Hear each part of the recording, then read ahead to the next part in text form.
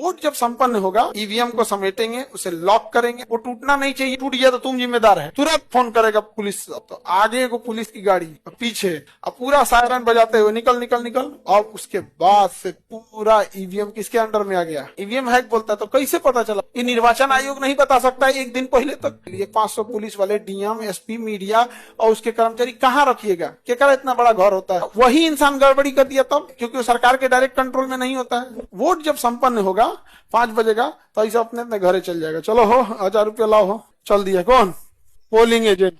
इन लोग का तो ये सब काम नहीं है। अब काम आ गया पोलिंग अफसर।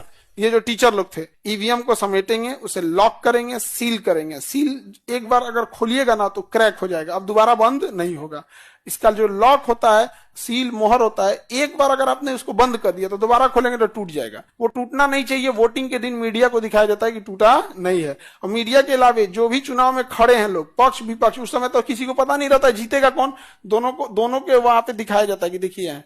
तो सील पैक करके पोलिंग अफसर अपने अपने स्कूल कमरे से एक जगह ईवीएम को इकट्ठा करके किसे दे देते हैं, प्रिजाइडिंग अफसर।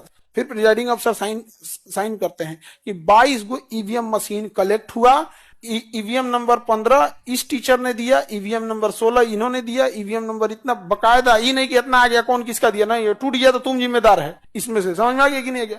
सारा रिकॉर्ड तैयार हो जाएगा। और वो कौन रिकॉर्ड तैयार कर पूरा फाइल बनाएगा, हाँ, प्रिजाइडिंग अफसर। अब प्रिसाइडिंग ऑफिसर गन्ना विभाग या कहीं से आया है, तुरंत फोन करेगा पुलिस एसपी को, तुरंत पुलिस थाना को कि हमें क्या दिया जाए, अतिरिक्त बल दिया जाए। तो आगे को पुलिस की गाड़ी, पीछे आई बैठ के पूरा गोदाम इसको लेकर, अब पूरा सायरन बजाते हुए निकल निकल निकल कहाँ जाएगा, रिटर्निंग अफसर के पास आएगा। अब रिटर्निंग अफसर के पास तो अलग अलग पोलिंग बूथ से आ रहा है। पोलिंग बूथ इंचार्ज कौन है, प्रिजाइडिंग अफसर। वो उधर से लाया, इधर से लाया, इधर से, जैसे जैसे लाते जाएगा लिखेगा इतना बज के इतना मिनट पे गाड़ी नंबर इतना, पुलिस स्कॉट इतना के साथ साथ ये इतना बॉक्स हमें ईवीएम का प्राप्त हुआ। तब तक इधर से आएगा। रिटर्निंग अफसर के पास ढेरे ईवीएम जमा हो जाएगा। रिटर्निंग अफसर के पास बहुते ईवीएम जमा हो जाएगा रिटर्निंग अफसर के पास। तो रिटर्निंग अफसर, अच्छा, एक जिला में एक तो रिटर्निंग अफसर है नहीं, रिटर्निंग अफसर तो बहुत ज्यादा है, बहुत सारे क्या है रिटर्निंग अफसर। खटाखट शाम होते होते रिटर्निंग अफसर के पास बहुत सारा क्या लग जाएगा, ईवीएम। क्या लग जाएगा, ईवी।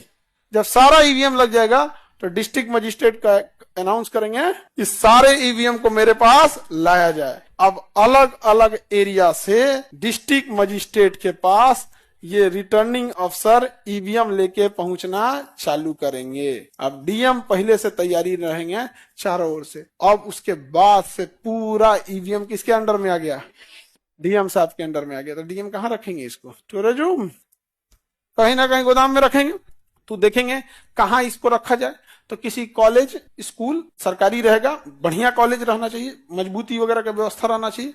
तो उस कॉलेज में वो क्या करेंगे, रखवा देंगे। इससे कॉलेज है, ये यहाँ पे बिल्डिंग है कॉलेज की, ये कॉलेज की बिल्डिंग है। तो इसमें पहले से हर एक कमरे में सीसीटीवी कैमरा रहेगा। और जैसे इसमें ईवीएम रखना है ना, इसमें ईवीएम रख दिया तो इसमें कंप्लीट 24 घंटा सीसीटीवी कैमरा रहेगा। 24 घंटा क्या रहेगा, सीसीटीवी कैमरा। सीसीटीवी कैमरा के बिना ये नहीं रह सकता। इसको कहा जाएगा स्ट्रांग रूम। क्या कहा जाएगा, स्ट्रांग रूम। इसके पूरे बाहर में पुलिस की सिक्योरिटी रहेगी, पूरे क्या रहेगी, पुलिस की सिक्योरिटी। सीआरपीएफ वाले, पैरामिलिट्री क्या रहेगी वो, पैरामिलिट्री। कौन रहेगा, पैरामिलिट्री। इसके चारों ओर क्या रहेगी, पैरामिलिट्री। देखते हैं आते हैं लोग सीआरपीएफ वाले बंदूक लेके, पुलिस नहीं रहती हो, पैरामिलिट्री रहेगी। इसके बाहर रहेगी पुलिस। इसके बाहर कौन रहेगी, पुलिस बाहर रहेगी। पुलिस को अंदर नहीं जाने देगा सभी, पैरामिलिट्री वाला पुलिस को अंदर नहीं जाने, चल बाहर। इलेक्शन के बाद आप उड़िएगा, अभी अंदर रहेंगे। समझा के कि नहीं, पूरा का पूरा क्या रहेगा, स्ट्रांग रूम। और डीएम साहब कहते हैं कि तुमको अगर भरोसा नहीं है तो हम एगो इनमें कमरा बनवा देते हैं, यहाँ एगो रेस्ट रूम बनवा देते हैं। जो लोगों का इसमें वोट है आके यहीं रहो लोग यहीं 1 हफ्ता 10 दिन जितना दिन रहना है। अपना किसी आदमी को ले आओ, यहीं रहो लोग, देखते रहो कि कोई अंदर तो नहीं जा रहा है। पूरा सीसीटीवी कैमरा रहेगा। कोई अंदर गया तो उसको रजिस्टर पे लिखना पड़ेगा, कौन अधिकारी था, कितने बजे एंट्री किया, कितने बजे निकला, क्यों गया। अंदर तो जाने ही नहीं देगा किसी, समझा गया। पूरी स्ट्रांग रूम रहेगी। जिस दिन इलेक्शन के रिजल्ट का टाइम आएगा, डिस्ट्रिक्ट मजिस्ट्रेट आएंगे और सबके सामने इसका गेट को ओपन करेंगे और मीडिया जाएगी अंदर, सबके सामने ईवीएम निकाला जाएगा और दिखाया जाएगा कि देखिए सब कुछ क्या है, सील में बंद है। अब खोला जाए, ईवीएम की काउंटिंग किया जाए और जितने लोग चुनाव में खड़े हैं सब लोग देखते रहेंगे। ईवीएम की काउंटिंग चालू। इसके बाद काम शुरू हुआ 20 कन्याओं का। नमस्कार, आप देख रहे हैं सबसे पहले न्यूज। अभी आपको बता दे, पटना से आगे चल रहे हैं खटमल छाप। अभी ताजा खबर आ रही है, मुजफ्फरपुर से गधा छाप निकल चुके हैं। नहीं समझ में आ गया, धाए धाए आप तले को दौड़ल आएगी यहाँ पे। आपको अभी अभी अपडेट दे, कफन छाप जीत चुका है। मार दिन भर पगले ले रहेगा सर, दिन भर पगलाया रहेगा सर। वहां पे उन को क्या जाता है यहाँ पे, वो काम किसका चालू हो गया, 20 कन्याओं का। इलेक्शन जब तक खत्म नहीं हो जाए। अच्छा, इलेक्शन कमीशन को बदनाम करने वाले मीडिया वाले हैं। मीडिया वाले कहते हैं हमारे सूत्रों से पता चला है कि फलाना आदमी जीत रहे हैं, इन्हें जीत रहे हैं, इतने वोटों से जीत रहे हैं, इतने वोटों। भाई तुमने 1 महीना से जब चिल्लाए हो ये आदमी जीत रहे हैं, ये आदमी जीत रहे हैं, ये आदमी जीत रहे हैं, तो आम पब्लिक और वह व्यक्ति भी इस बात की आस लगा देता है कि वो जीत रहा है। और इनकेस ईवीएम में जब वो हार जाता है ना, तो तुमने 1 महीना से उसका और पब्लिक के दिमाग में भर दिए थे कि यह व्यक्ति जीतेगा, और जब हार जाता है तो सवाल उठाता है ईवीएम ही गड़बड़ है। समझाया? तुम कौन होता है रे बोलने वाला, किसका ईवीएम से कौन जीतेगा कौन हारेगा? ये निर्वाचन आयोग नहीं बता सकता है 1 दिन पहले तक। जिसके पास पूरी पूरा वोट मशीन पड़ा हुआ है डीएम, उसको नहीं पता कि अंदर कितना है। तो ये सारा नौटंकी कौन किया? मीडिया वाले। यहाँ पे किसी का ध्यान ही नहीं जा रहा है ये सब चीज, क्यों नहीं समझे? हाँ, ईवीएम हैक बोलता है तो कैसे पता चला कि मतलब हल्ला कर दिया यहाँ पर, किसी को दिक्कत? स्ट्रांग रूम में गायब कर दिया, तब स्ट्रांग रूम में उड़ा दिया तो तब क्या होगा? हाँ, अगर मान इतना आसान नहीं है, पूरी सिक्योरिटी में रहता है, उस जिला का सबसे सुरक्षित किला बना दिया जाता है उसको। जब ईवीएम जहां रहती है ना, पूरा किला बना देता है, 1000 से ज्यादा कम उतार देता है पूरा का पूरा वहां पे। और पुलिस फोर्स सीआरपीएफ वाले पैरामिलिट्री, वो किसी का नहीं सुनता है। कहीं कहीं से उतार लेगा, तमिलनाडु से लेके चलाएगा। सीआरपीएफ तो सेंट्रल फोर्स है, उसमें पूरी इंडिया से लोग रहते हैं, कहीं से उतार के रख देगा। कौन है वो? कहेगा हम यहाँ के इंचार्ज है। इंचार्ज निकल यहाँ, हमारा कमांडिंग अफसर जब तक नहीं बोलेगा यहाँ इंचार्ज और एसपीडीएम हमारा ना बुझाता है। समझ में आ गया कि नहीं? क्यों? कोई इंसान अपने इमीडिएट सीनियर से डरता है। इमीडिएट सीनियर, अब जैसे पटना में, पटना डीएम हम लोग की इमीडिएट सीनियर है, मुजफ्फरपुर डीएम भी डीएम ही है, but is not immediate senior. उनके घुसियाने से कुछ नहीं होने वाला है तब तक जब तक वो ट्रांसफर करा के पटना ना आ जाए। क्या होगा? मुजफ्फरपुर के डीएम, लेकिन पटना डीएम जिस दिन घुसी आ गए, खान सर आपकी कोचिंग का जो लंबाई चौड़ाई है मानक के हिसाब से ठीक नहीं है, सील कर देते हैं। नहीं समझे? काम खत्म। क्या कर देते हैं? सील कर। सर जहां स्ट्रांग रूम बनाएगा तो वहां 144 लगा देता है। जहां स्ट्रांग रूम बनेगा ना, जिस कॉलेज को स्ट्रांग रूम बनाएगा उसके आसपास में क्या लगा? धारा 144। अब आप ज्यादा भीड़ में खड़ा नहीं हो सकता, 5 आदमी एक साथ भीड़ में खड़ा नहीं हो सकता। किसी को दिक्कत? बोलो। हाँ हाँ, वोटर आईडी पहले ऑनलाइन व्यवस्था नहीं थी ना, तो बहुत बार होता था कि महिलाएं ससुरालों में वोट दे देती थी, फिर टेम्पू पकड़ के चल जाती थी, मायके में भी वोट डाल देती थी।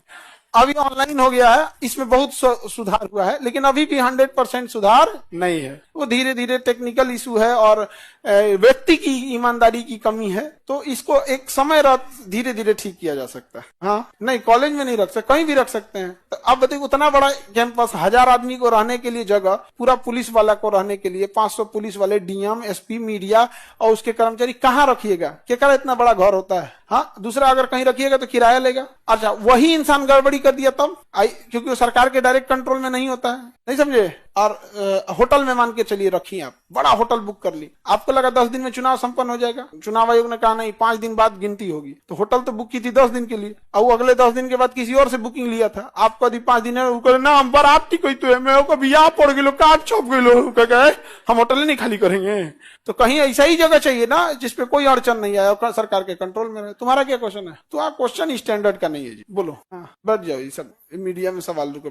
और कोई क्वेश्चन है आपका? बोलो। हाँ, डेट फिक्स होता है, अलग अलग शहर में अलग अलग होता है। अमूमन शाम 5 बजे तक वोटिंग का टाइम होता है। समझ आ गया कि नहीं आ गया? और अगर कोई नक्सल क्षेत्र है तो 3 बजे खत्म हो जाता है वहां पर। तो वो वाली धांधली पहले होती थी कि जब मोहर से वोट मारा जाता था। यहाँ पे पोलिंग अफसर बिजलियां सप्लाई नहीं देगा, आप दाबते रहिए, बटन तूर दीजिए, कोई फर्क नहीं पड़ता है। समझ आ गया? अब उनका क्वेश्चन है बाबू का कि ईवीएम कहीं क्रैक हो गया, ईवीएम हैक कैसे हुआ, या फिर वीवीपैट क्या होता है, मतलब अगर कोई ईवीएम अगर कोई बिगड़ गया तो उसका डाटा कहाँ जाता है? ईवीएम ना बिगड़ा, उसके अंदर का डाटा थोड़ी बिगड़ा रहता है। हाँ, दोनों का होता है गिनती। हाँ, नया वाला पुराना वाला कभी, जैसे मान के चलिए कोई ईवीएम है और सब ठीक ठाक चल रहा था और 3 बजे बिगड़ गया, 3 बजे बिगड़ गया तो 3 बजे तक तो उसमें वोट है ना जी, तो उसको काउंट किया जाएगा उसमें से निकाल के, और उसके बाद जब नया आएगा 3 बजे के बाद तो उसका भी काउंट किया जाएगा, दोनों मिला काउंट। ये तो अंडरस्टूड चीज है जी, खुद से सोचना चाहिए। उसके लिए तुम खड़ा होकर क्वेश्चन पूछ रहे हो यार, ये अपने से नहीं समझ में आता है कि बिगड़ने से क्या मतलब। उसमें वोटिंग मशीन अलग, उसकी मेमोरी यूनिट अलग होती है।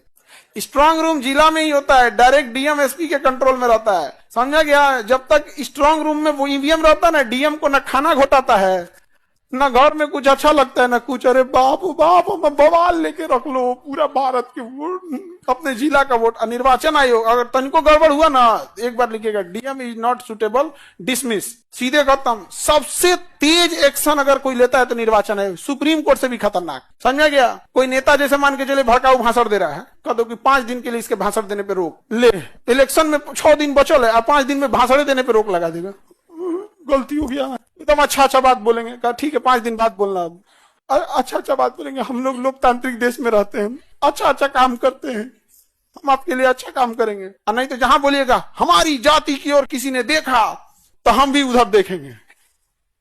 मतलब अगर कुछ भी उल्टा सीधा बोलिएगा, निर्वाचन आयोग के पास कोई कंप्लेन किया और निर्वाचन आयोग खुद देखता है तो कहते हैं ये व्यक्ति भड़काऊ भाषण देता है, इस पे रोक लगा दिया, खत्म कहानी है। अच्छा, उसके बादो नहीं सुनिएगा, कहेगा समझाइए ना रहा है, अभी 1 महीना चुनाव में है, 5 ही दिन ना रोक लगा है, 25 दिन और बचल है, 5 दिन बाद फिर चिल्लाने लगे, कहेगा कि कहां से उठा है जी, बताया जाएगा फलाने जगह से उठा है, लाओ तो इसका पर्चा लाओ जो उठने का भरा है, डिसमिस, जो अगले साल चुनाव लड़ियो।